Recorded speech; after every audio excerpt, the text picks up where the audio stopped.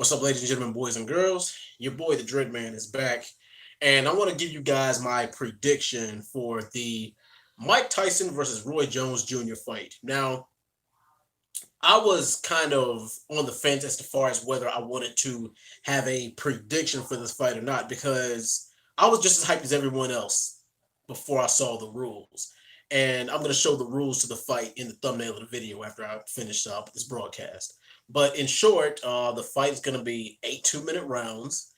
Headgear will not. They're not going to do headgear, but it's optional.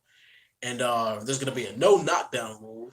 If there is a knockdown, any massive swelling, any cuts, then the fight's going to be stopped and it's going to be ruled a no contest.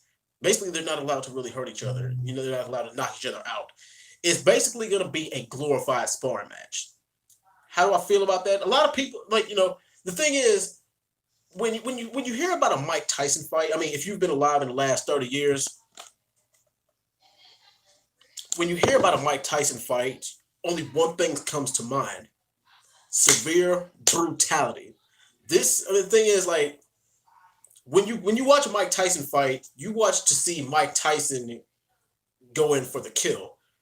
And for Roy, he's different. I mean, but the thing is, like, because both of these guys are fighting not just for the money, but just to prove to the world and to themselves if they still got it or not. Or hell, if anybody over the age of 45 should be boxing. Because me personally, like, if you're a boxer, kickboxer, mixed martial artist, a lot of those guys retire around late 30s, early 40s because they've been doing it for so long. They've been doing it for like, amateur fights when they're teens, early 20s, Olympics in their 20s, and then have a 10 to 15 year pro career.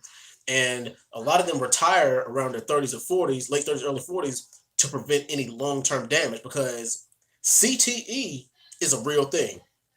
Bert, what time are they fighting? The fight is supposed to be at 9 o'clock Eastern time in the U.S., depending on where you are. 9 o'clock Eastern, 6 o'clock Pacific. But anyway, now, as far as the tail of the tape, Mike Tyson weighed in at, I believe, 225, and Roy Jones weighed in at a solid 210. So, yeah, Mike coming in with a 15-pound weight advantage. So, I mean, the thing is, that's to be expected. Now, is the fight today? No, the fight is tomorrow. But yes, now, everybody knows Mike Tyson's style. His style is a very up close puncher style of boxing. It is very close range. It is very in your face, and it is very. I mean, the thing is, when Mike Tyson comes to fight, if you've seen any of his classic fights, he comes to seek and destroy. He comes to knock you out. Now, Roy Jones Jr. Roy always had an unconventional boxing style. Like, Roy was a lot more flashy. He did what a lot of people wouldn't do in the boxing ring. He did a lot of unorthodox things, like, the rope a dope technique was made famous by Muhammad Ali. Putting his hands behind his back, these flashy wind-up punches, dancing around the ring, basically making his opponent look silly and outclassing his opponent with technique, wearing them down, and then going for the knockout. So this is a styles clash of the puncher versus the boxer. I mean, even though if you kept track of boxing in the past 50 years or so, the boxer versus the puncher is a classic boxing style. It's like Clubber Lang versus Rocky Balboa, something along those lines. But also questions that need to be answered. If this fight is going to go 8 rounds, do we have to worry about either of these guys tiring out? Because, come on, Mike Tyson is 54, Roy Jones is 51. Is stamina going to play an issue? I believe so. That's why I believe the thing is, like, well, it's only going to be an issue if both of these guys don't pace themselves. And the thing is, like, even though this is a quote-unquote exhibition match, I believe that Mike's going to start out fast. He's going to try to impose his will, and he's going to try to dominate Roy Jones, even if it is just with it, even if not with his power, just with his sheer boxing technique alone. Now, Roy, the thing is, like, despite his losses or whatever, Roy always has been been one of the more athletic guys in that ring. The thing is, he honed his boxing skill and his boxing craft, but he's like just been a naturally gifted athlete with speed and reflexes. That's why he was able to get away with what he was able to get away with in the ring. As far as being able to float around and use his reflexes, being able to fight enough and fight in an elevator and not get hit. So, and the few times that he was knocked out, especially in his earlier career, he got careless. He got careless as opposed to a lot of the guys being better than him. Well, with the exception of Antonio Tarver, but who is pretty much Antonio Tarver pretty much had Roy Jones's number. But Mike's weakness. Um, I believe that if Mike Tyson doesn't come to fight, if he doesn't come like the conventional Mike Tyson, then I believe that Roy will have an advantage in that regard. Because let's be real, even though I do like Mike Tyson's boxing style as far as what he brings to the table with with power, probably the most devastating uppercut in boxing history. I mean, as far as uppercuts, Mike Tyson he's top three knockout artists as far as just a straight up uppercut. Top three in boxing history. And I'm talking about out of hundreds of boxers. He's top three as far as uppercut, knockout uppercuts. But is he going to be able to get away with that with somebody with the technique of Roy Jones? Like, we'll see. And this is something that you got to keep into account for both guys. Is these guys have had boxing careers span over 25 years. And over time, chins, they take a beating. And Roy Jones, he hasn't looked so great in his recent fights. I'm talking about like from 2010 to the present. Now, he has won a couple of fights convincingly, but the thing is, he hasn't really beaten any top tier guys. The guys who he has beaten, he's beat up tomato cans.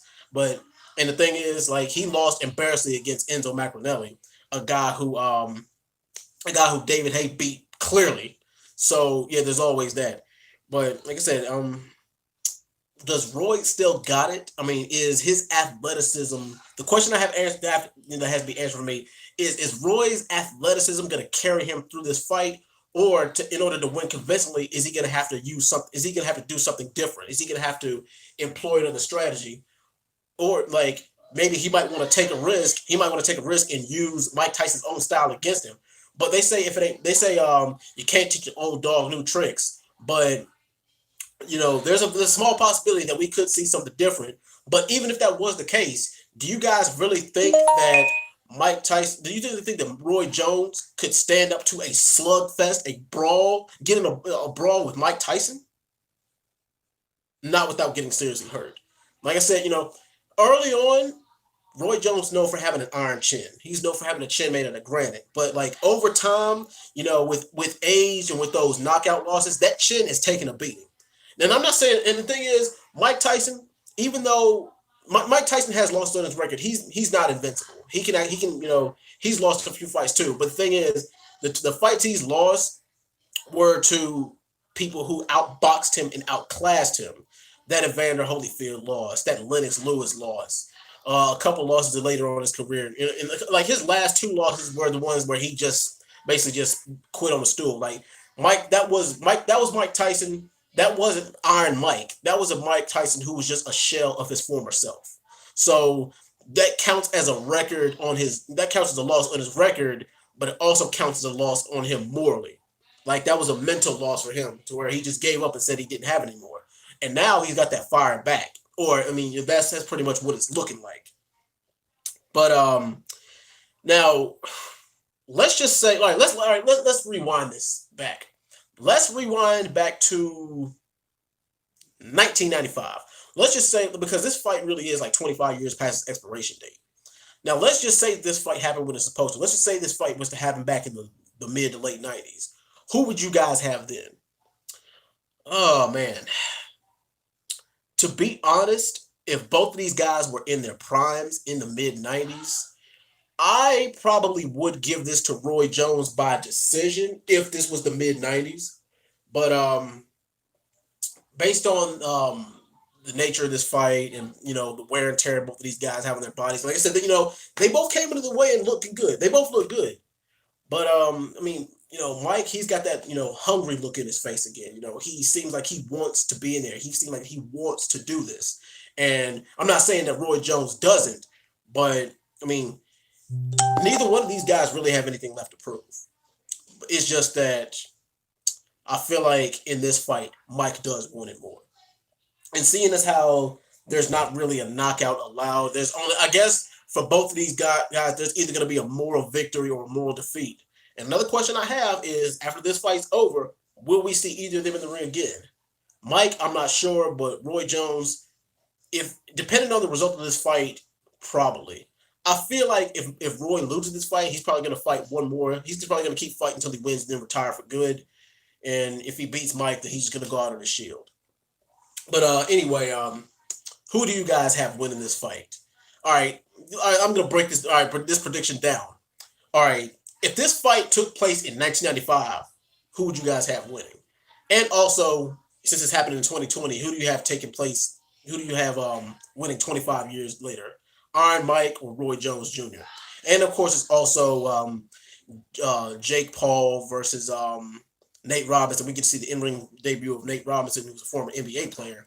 We're gonna see what he's got. I saw the way, and the thing is, like, they've been going back and forth on Twitter and Instagram and social media, and that's to be honest, that's probably gonna be the fight of the night.